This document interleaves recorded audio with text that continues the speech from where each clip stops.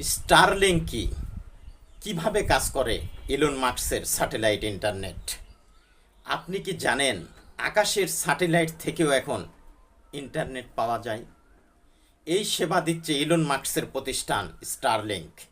Starlink মূলত হাজার হাজার ছোট ছোট স্যাটেলাইট পৃথিবীর পাঠিয়েছে পৃথিবীর চারপাশে, লো আর্থ অরবিটে।